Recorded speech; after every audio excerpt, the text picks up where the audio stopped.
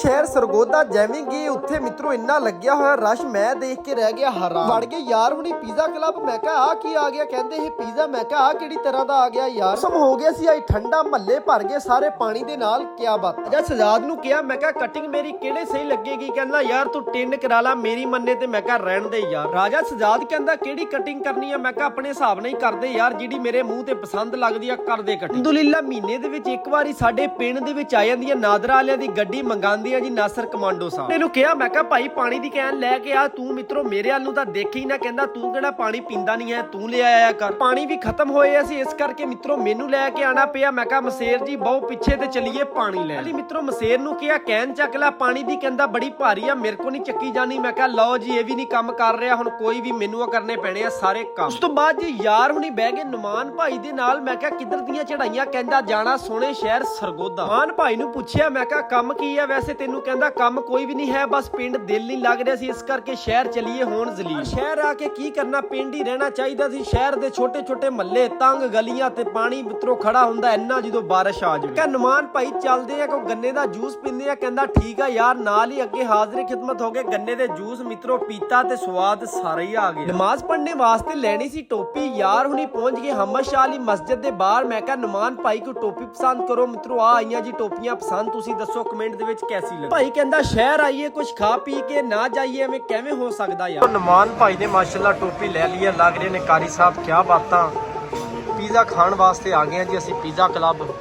Check ਕਰੋ ਜੀ view pizza club ਦਾ, ਕੀ ਬਾਤਾਂ। ਨੁਮਾਨ ਸਾਹਿਬ ਦੇ ਦਿਓ ਹੁਣ ਆਰਡਰ। ਆਰਡਰ ਦੇ ਦਿੱਤਾ, ਕੀ ਦਿੱਤਾ ਜੀ ਆਰਡਰ ਦੱਸਿਆ ਜਾਏ। ਓਏ ਹੋਏ ਹੋਏ ਤਿੱਕਾ ਫਲੇਵਰ, ਮਾਈ ਗॉड। ਹਾਂਜੀ ਮਿੱਤਰੋ ਮਾਸ਼ਾਅੱਲਾ ਜੀ ਅੱਜ ਕੱਲ ਅਸੀਂ ਸ਼ਰੀਫ ਹੋ ਗਏ ਆ, ਪਹਿਲਾਂ ਵੀ ਸ਼ਰੀਫ ਸੀ ਲੇਕਿਨ ਹੁਣ ਹੋਰ ਸ਼ਰੀਫ ਹੋ ਗਿਆ ਮਿੱਤਰੋ। ਆ ਪਤਾ ਨਹੀਂ ਕਿਹੜੀ ਸ਼ੈ ਆ ਗਈ ਅੱਗੇ, ਪਹਿਲੀ ਵਾਰੀ ਖਾਣ ਲੱਗਿਆ, ਖਾ ਕੇ ਦੱਸਦੇ ਆ ਤੁਹਾਨੂੰ। ਔਨ ਭਾਈ ਕਹਿੰਦਾ ਇਹਨੂੰ ਕਹਿੰਦੇ ਆ ਜੀ ਇੰਗਲਿਸ਼ ਦੇ ਵਿੱਚ ਪੀਜ਼ਾ। ਮੈਂ ਕਿਹਾ ਨਾ ਕਰ, ਕਹਿੰਦਾ ਹਾਂ ਦੇ ਰਗੜਾ। ਮੈਂ ਕਿਹਾ ਤੂੰ ਖਾ ਕੇ ਦੱਸ ਕੈਸਾ ਆ, ਕਹਿੰਦਾ ਯਾਰ ਖਾਦਾ ਸਵਾਦ ਸਾਰਾ ਹੀ ਆ ਗਿਆ। ਮਿੱਤਰੋ ਮੈਂ ਖਾਵਾਂ ਨਾ, ਮੈਂ ਕਿਹਾ ਪਤਾ ਨਹੀਂ ਕੀ ਬਲਾ ਆ ਮਿੱਤਰੋ, ਜਦੋਂ ਖਾਦਾ ਤੇ ਸਵਾਦ ਸਾਰਾ ਹੀ ਆਇਆ। ਜਦੋਂ ਵੀ ਸ਼ਹਿਰ ਆਇਆ ਕਰਨਾ ਤੇ ਪੀਜ਼ਾ ਲਾਜ਼ਮੀ ਖਾ ਕੇ ਜਾਇਆ ਕਰ। ਤਾਲਾ ਦਾ ਸਾਡੇ ਤੇ ਹੋ ਗਿਆ ਕਰਮ, ਚੱਲਣ ਲੱਗ ਗਈਆਂ ਠੰਡੀਆਂ ਠੰਡੀਆਂ ਹਵਾਵਾਂ, ਆ ਗਏ ਕਾਲੇ ਕਾਲੇ ਬੱਦਲ। ਮੈਂ ਕਿਹਾ ਰੱਬਾ ਪਾ ਦੇ ਆਪਣੀ ਰਹਿਮਤ ਦੀ ਬਾਰਿਸ਼। ਹੁੰਦਾ ਮੌਸਮ ਠੰਡਾ, ਨੰਨੇ ਮੁੰਨੇ ਬੱਚੇ ਦੇਖਾਂ ਤੇ ਖੇਲਣ ਲੱਗ ਜਾਂਦੇ ਆ ਗਲੀ ਦੇ ਵਿੱਚ ਕ੍ਰਿਕਟ। ਕਹਿੰਦੇ ਅਸੀਂ ਭਾਈ ਖੇਲਣਾ ਤੇ ਅਸੀਂ ਬਣਨਾ ਪਾਕਿਸਤਾਨ ਦੀ ਟੀਮ ਦਾ ਕਪਤਾਨ। ਭਾਈ ਨੂੰ ਪੁੱਛਿਆ ਮੈਂ ਕਿਹਾ ਕਿੱਧਰ ਚੱਲੇ ਆ, ਕਹਿੰਦਾ ਮੈਂ ਚੱਲਿਆ ਭਾਈ ਗੈਸ ਦਾ ਬਿੱਲ ਆਇਆ ਉਹ ਜਮਾ ਕਰਾਂ। ਮਹੱਲੇ ਦੇਖਾਂ ਤੇ ਪਾਣੀ ਦੇ ਨਾਲ ਭਰ ਗਏ ਮਿੱਤਰੋ, ਸਵਾਦ ਸਾਰਾ ਹੀ ਆ ਗਿਆ ਅੱਜ ਤਾਂ ਯਾਰ ਨਹਾਉਣ ਦਾ। ਬਾਰਿਸ਼ ਦੇ ਵਿੱਚ ਸਬਜ਼ ਸਬਜ਼ ਹਰਿਆਲੀ ਵੀ ਦੇਖਾ ਚਮਕਣ ਲੱਗ ਗਈ, ਬਾਰਿਸ਼ ਅਜੇ ਵੀ ਹੋ ਰਹੀ ਹੈ ਕਿਨਵੇਂ। ਮਿੱਤਰੋ ਦਿਨ ਦੱਸਾਂ ਤੇ ਮਾਸ਼ਾਅੱਲਾ ਹੈਗਾ ਜੀ ਖੂਬਸੂਰਤ ਦਿਨ, ਜੁਮਾਤੁਲ ਮੁਬਾਰਕ ਦਾ। ਮਾਸ਼ਾਅੱਲਾ ਦੇਖਾਂ ਤੇ ਸਾਰੀ ਆਵਾਮ ਆਂਦੀ ਪਈ ਆ ਨਮਾਜ਼ੇ ਜੁਮਾ ਪੜ੍ਹਨ। ਉਹਨੇ ਵੀ ਨਹਾ ਧੋ ਕੇ ਜਲਦੀ ਜਲਦੀ ਪਹੁੰਚ ਗਏ ਮਸਜਿਦ ਦੇ ਵਿੱਚ। ਮੈਂ ਕਿਹਾ ਯਾਰ ਜਲਦੀ ਜਲਦੀ ਚੱਲੀਏ ਕਿਤੇ ਨਮਾਜ਼ੇ ਜੁਮਾ ਦੀ ਜਮਾਤ ਹੋ ਜਾਵੇ ਲੇਟ।